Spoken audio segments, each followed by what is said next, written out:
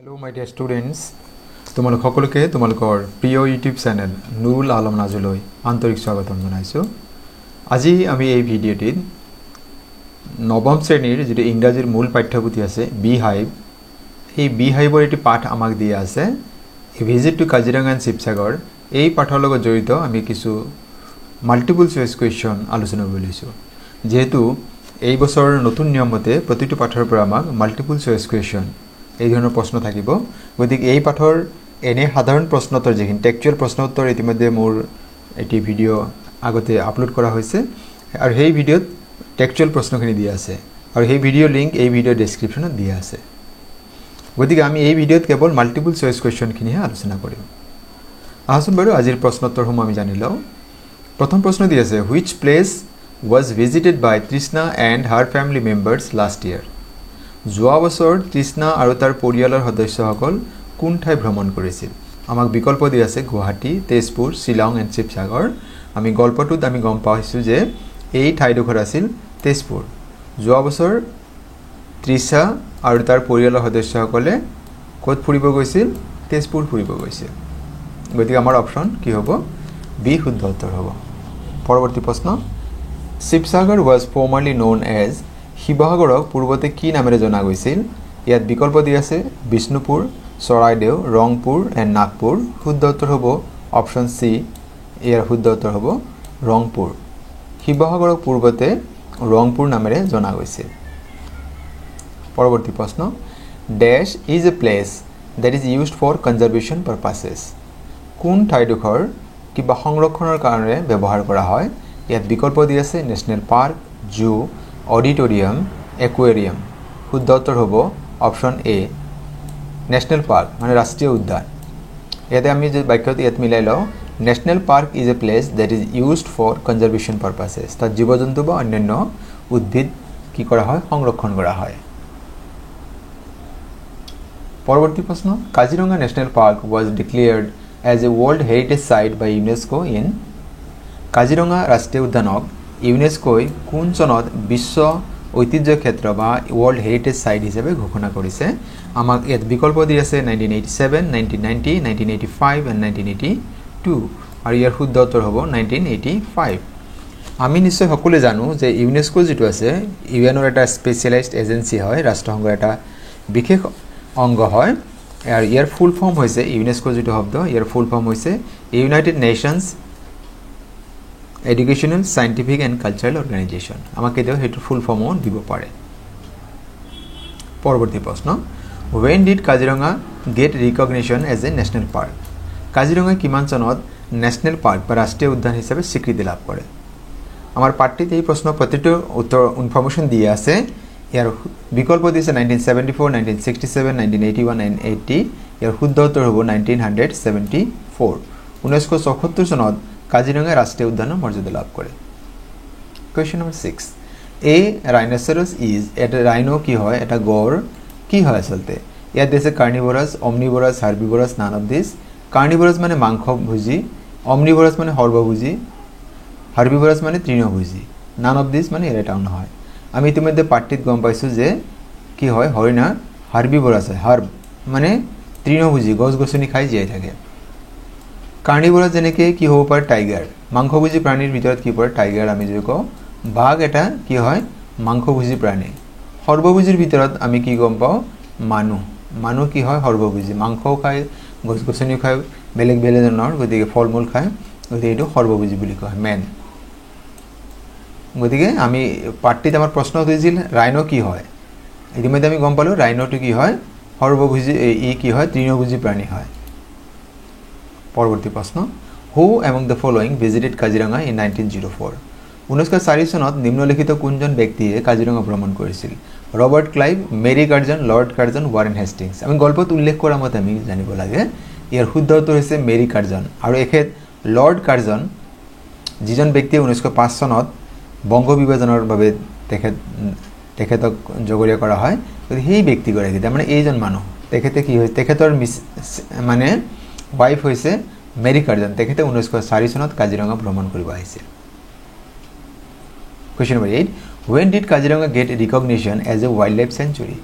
কাজিৰঙা কিমান চনত বন্যপ্ৰাণী অভয়াৰণ্য হিচাপে ৱাইল্ড লাইফ চেঞ্চুৰী হিচাপে স্বীকৃতি লাভ কৰিছে ইয়াত বিকল্প দি আছে 1956 1965 1950 and 1947 শুদ্ধ উত্তৰ 1950 1950 চনত কাজিৰঙাই ৱাইল্ড লাইফ চেঞ্চুৰী বা বন্যপ্ৰাণী অভয়াৰণ্য হিচাপে স্বীকৃতি লাভ কৰে পৰৱৰ্তী প্ৰশ্ন which Ahom king built the Namdang stone bridge কোনজন আহোম ৰজাই নামদাং হিলৰ হাকু সাজিছিল ইয়াত বিকল্প দি আছে গদাধৰ সিংহ প্ৰমত্ত সিংহ জয়ধ্বজ সিংহ আৰু ৰুদ্ৰ সিংহ এই কেইজন ব্যক্তিৰ ভিতৰত কোনে সাজিছিল এই ব্যক্তিসকলৰ ভিতৰত নামদাং হিলৰ হাকু এয়া সাজিছিল নামদাং হিলৰ হাকু সাজিছিল ৰুদ্ৰ সিংহ নামৰ আহোম শাসকজনে আৰু তেওঁ যেতে সাজিছিল 1703 1703 চনত তেখেতে এটো সাজিছিল আমি নিশ্চয় সকলো জানো নামদাং যেটো হিলৰ হাকু আছে ই এটা হিলেৰে নিৰ্মিত আৰু ইয়াৰ দৈৰ্ঘ্য হৈছে 60 মিটাৰ ইয়াৰ 60 মিটাৰ মানে দীঘল ইয়াৰ এই ব্ৰিজটোৰ দৈৰ্ঘ্য হয় পৰৱৰ্তী প্ৰশ্ন আগবঢ়াইছো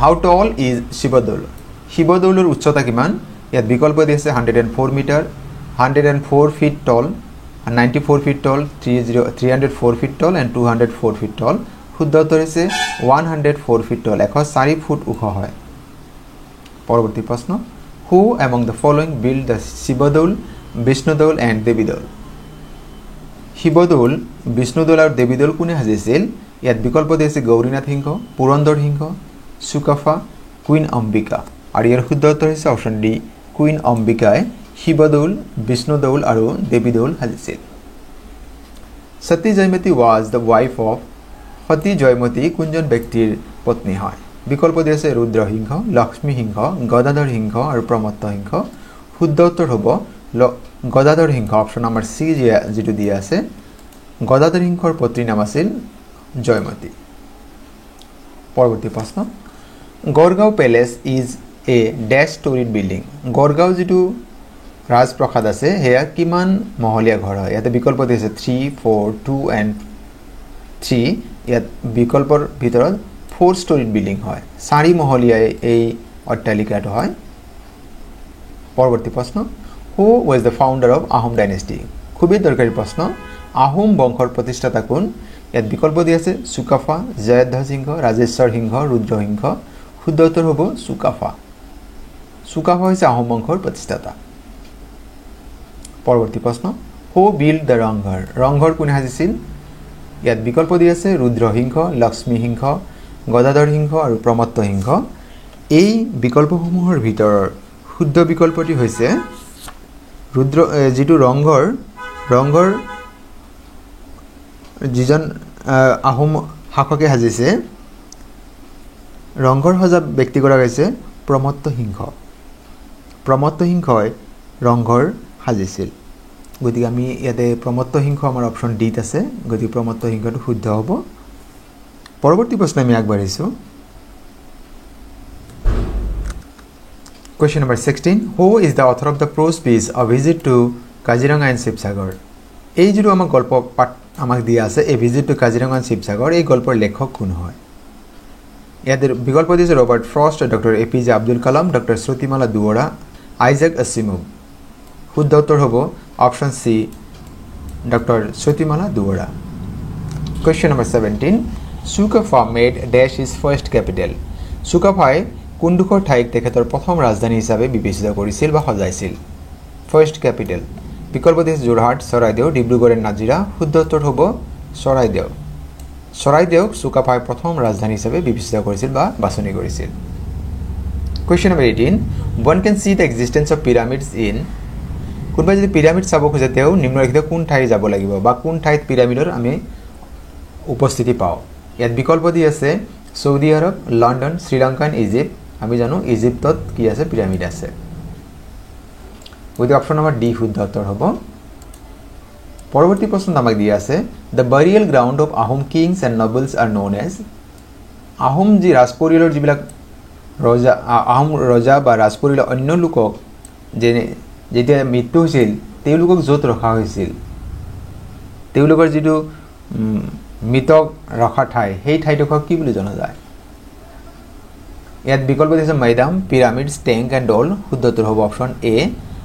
আহোম ৰাজবংশৰ যিবিলাক ৰজা বা অন্য লোক যেতিয়া মৃত্যুবৰণ কৰিছিল তেওঁলোকক ৰখা ঠাইডোখৰ মৃত দেহাটো ৰখা ঠাইক কোৱা হয় মৈদাম। আৰু এই মৈদামৰ লগত ইজিপ্তৰ পিৰামিড যে আছে তাৰ লগত সাদৃশ্যতা আছে বুলি গল্পটিত উল্লেখ আছে। Question number 20, who rebuild the Garhgaon palace in 1752? 1752 চনত গড়গাঁও যিটো ৰাজপ্ৰসাদ আছিল সেয়া কোনে পুনৰ নিৰ্মাণ কৰিছিল? আৰু এই প্ৰশ্নটিৰ শুদ্ধ উত্তৰ হ'ব, ইয়াতে বিকল্প দি আছে শুক্লেংমুং, ৰাজেশ্বৰ সিংহ, জয়ধ্বজ সিংহ আৰু প্ৰমত্ত সিংহ। এই বিকল্পসমূহৰ ভিতৰৰ শুদ্ধ বিকল্পটি হ'ব যে ৰাজেশ্বৰ সিংহ। অপশ্যন নম্বৰ বি শুদ্ধ উত্তৰ হ'ব। লগত আমি এটা কথা জানিলে ভাল যে 1540 চনত এই যিটো গড়গাঁও পেলেচ এয়া প্ৰথমতে সজাইছিল শুক্লেংমুং নামৰ আহোম শাসকজনে।